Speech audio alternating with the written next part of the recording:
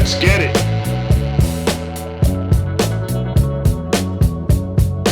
Now, as you notice from the thumbnail, I pitted Kody against another polygamist.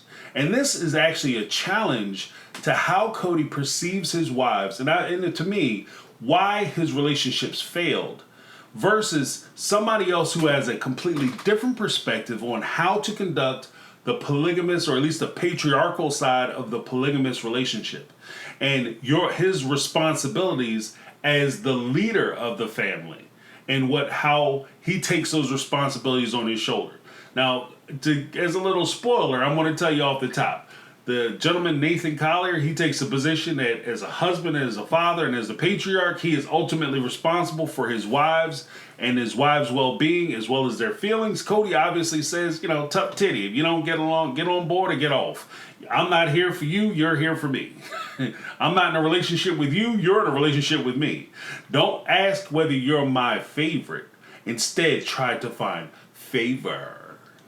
That was from the tell-all back in season 17 when asked about who his favorite wife was. Don't ask for who's my favorite. Ask if they find my favor. Because, they should all be trying to appease and seek his approval. That's pretty much the way he approached it. Now, before we get into this, because I'm going to have to break this little episode or these couple episodes up into a couple different points. But in this video, I want to talk specifically about Kody and his approach to polygamy versus Nathan Collier's approach to polygamy. In my next video, I want to talk about PMS and how Kody is using this very natural occurrence in women as a means and a method to discredit and dehumanize his partners so that he can basically dismiss anything that they have to say. So look forward to that video. And speaking of which, if you guys are enjoying the content, go ahead and give me a thumbs up. Let me know that you're enjoying it. It helps with the algorithm, helps us get the word out so that we can increase the spread of this kind of conversation and this kind of content. Also, if you're not subscribed to the channel, what are you waiting for? It's easy to do.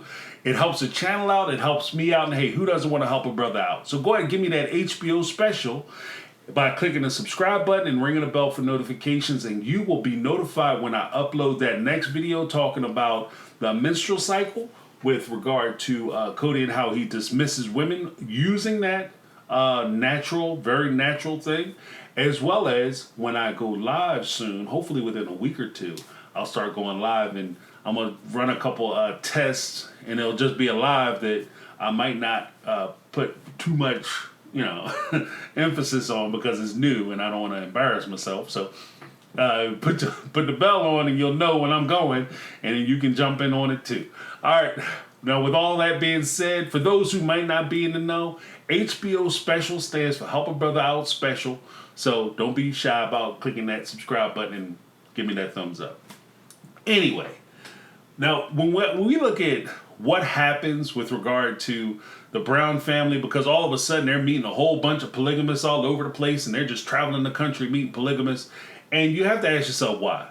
And the very easy answer as to why they're doing it is because under TLC, or as I'm starting to call them, the Polygamist Propaganda Programming Network, these guys are set up as a storyline and plot point. So you have Kody go out and he's supposed to be the face of polygamy, and essentially he's going to go out and meet these polygamists and evaluate whether they're actually polygamists, whether they're good polygamists or bad polygamists, whether they're doing polygamy right, what are the standards that they're using, so on and so forth. So Kody, in a way, is starting to build himself up as kind of the standard bearer of what polygamy is and the healthy way in which you can conduct it, which is ridiculous. Like the fact that this guy, and of course we're looking at it from a season 17 retrospective. The guy who lost 3 of his 4 wives is going to preach whether people should actually engage in polygamy. And speaking of which, stick around to the very end because I will be giving an update as to what's been going on with the Collier family, and I think a lot of people will find it very interesting. All right, let's take a listen. Now, this is Kody talking about him coming and meeting the Collier family in Montana and what he thinks about his interest in doing it. We have a natural curiosity in this family about why people would choose to be in plural marriage. Because It's a challenge. I think we discriminate against other people who are living it. I think we want to know if they're doing it right. Are you up to the task? And the reason I say that is because I've met so many people who are just trying it on, and it seems to be a bit of a train wreck. It seems to be a bit of a train wreck. listen to Amtrak Kody. This guy can't keep it on the rails worth a damn. You know, pot, meat kettle brown Kody. Like, there's no way in the world that this guy is making these kind of judgment calls. And I enjoy the fact that he's saying that he's being prejudiced or bigoted against people who are joining into this particular type of relationship because they have to prove to him that this is something worthy, and they're worthwhile, and they're worthy of being involved with this type of relationship. When in actuality, he said before that as a member of society, we should just accept his decision to be a part of this type of relationship, whether we approve of it or not. He's not looking for us to participate in it or even give our approval. Just accept the fact that he is old enough or able to make the decision for himself. And it's funny to me that with this, as well as different other types of relationships, somehow the people who are involved in those relationships don't deserve the same level of respect about their relationships that he thinks that he deserves regarding his relationship. And this isn't just for Kody. This is also looking at some of the wives too, who have those same prejudices, those same bigoted beliefs with regard to other types of relationships. When it comes to your relationship, we supposed to respect everything about you and your stuff, and we supposed to mind our business and be happy for you and just accept the fact that you're doing it because you're an adult and you get to decide what you want to do for yourself, and you get to decide for you. But when it comes to other people in alternate relationships or alternate lifestyles or whatever the case may be, all of a sudden, they have to prove to you the worthiness of their relationship and how that relationship can function in the betterment of society. That's rules for thee, none for me. And I don't really appreciate that type of hypocrisy. So I'm going to put that right there in the forefront. Now, as we move into it, one of the things that we have to address when it comes to Kody and his relationship, and a big reason as to why his relationships did not work, was actually the cause of jealousy.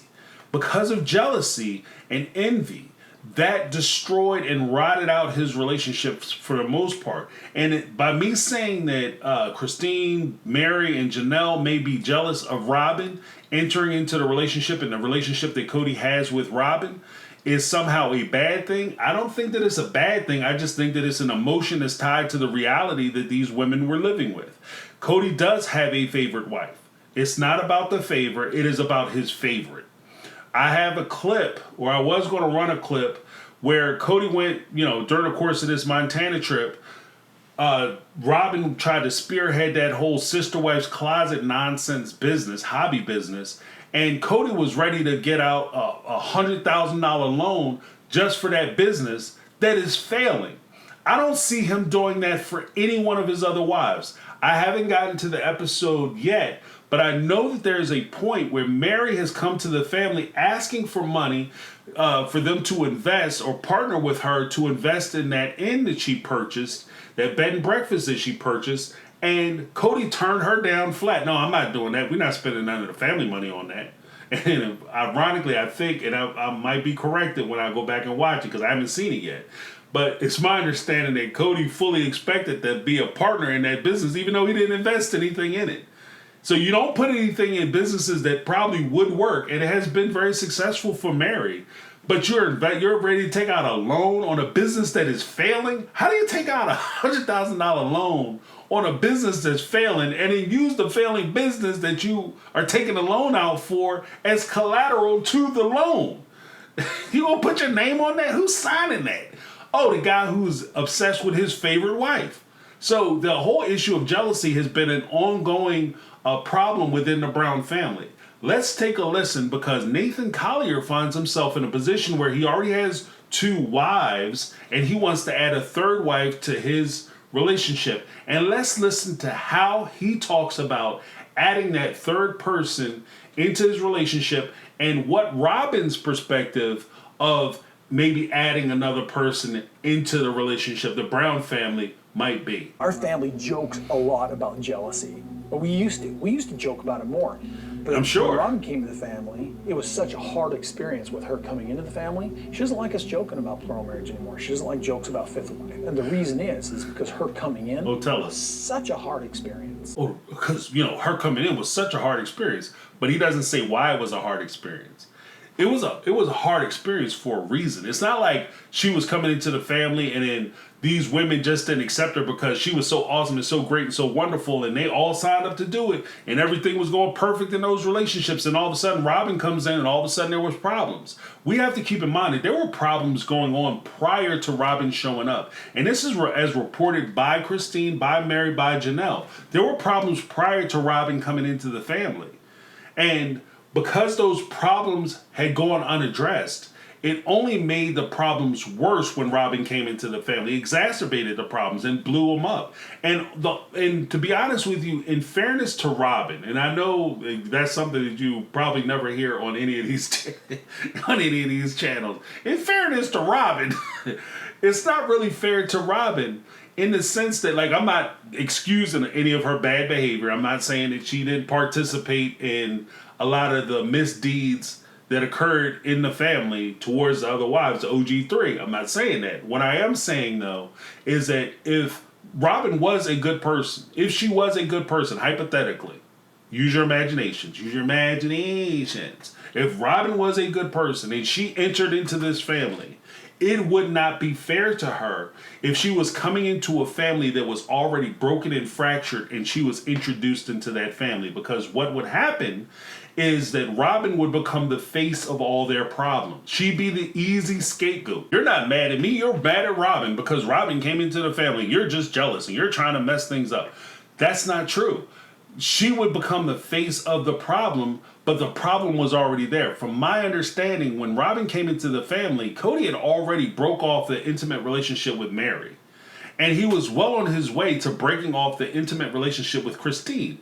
They were already having problems. By introducing another person when the people who you're involved with are not steady and not secure in that relationship is only going to cause problems. We listened to how Nathan describes his responsibility to his wives in that situation. I think we'll all find it a little more interesting and a little more emotionally aware and emotionally intelligent than what Kody has to say and what Kody's position has been, at least in the demonstration of his actions and, according to the receipt that I'm going to bring later, the words that come up out of his mouth.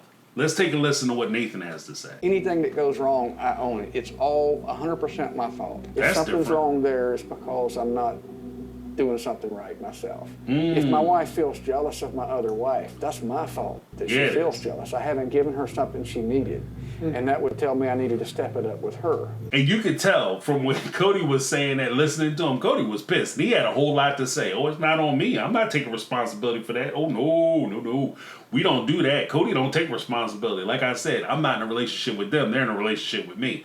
And if they want to make me happy, they need to work themselves to make me happy and not bother me with any of the problems, concerns, jealousies, envies, or any of the issues that they may have with me making a decision for myself, because it wasn't a decision for the family. And when Kody talks about introducing Robin into the family, let's go back to season 1 when he was talking about the reaction that Robin had saying, I don't want to hurt anybody by coming into the family. And this is what Kody had to say with regard to that. It wasn't about him taking responsibility for the pain that he may cause by bringing somebody into the family. He just chalked it up to being something that was inevitable. You've got Robin going, I'm not going to hurt them. And I'm like, I'm sorry. There's no way around that. And that's kind of the tough titty response. Like, there ain't no way around it. They just gonna have to suck it up, buttercup. I'm gonna do what I want to do. You make me happy. I want to spend time with you, and I don't care how they feel about it. And that's how the wives had to deal with it. That's how they had to come past it. And that's a completely divergent aspect from what Nathan had said about him being responsible, making his wives feel secure, making his wives feel better about it. Now, I fully agree with that position. And I think that if it were to be possible for these types of relationships to be successful, that would have to be the attitude that you take. But again, we're going to talk about what happened with the Collier family at the end of the video. Now let's listen to what Christine had to say in her position as far as Robin was concerned. Now, it wasn't because, she was jealous that Robin was so young and so pretty and she was getting her favor and he loved her so much, but it was something else. And let's listen to what Christine had to say, and I think that is a very valid point. She lives far. She lives like 5 hours away, and so I was told, there was a couple of times where I'm like, you really can't go. You can't leave me. And you can't leave your family. You are replacing your family with Robin and her kids. And Kody was sitting there looking mad. Now, we also have to keep in mind, like I said, the relationship between Kody and Christine was not a strong relationship at that time.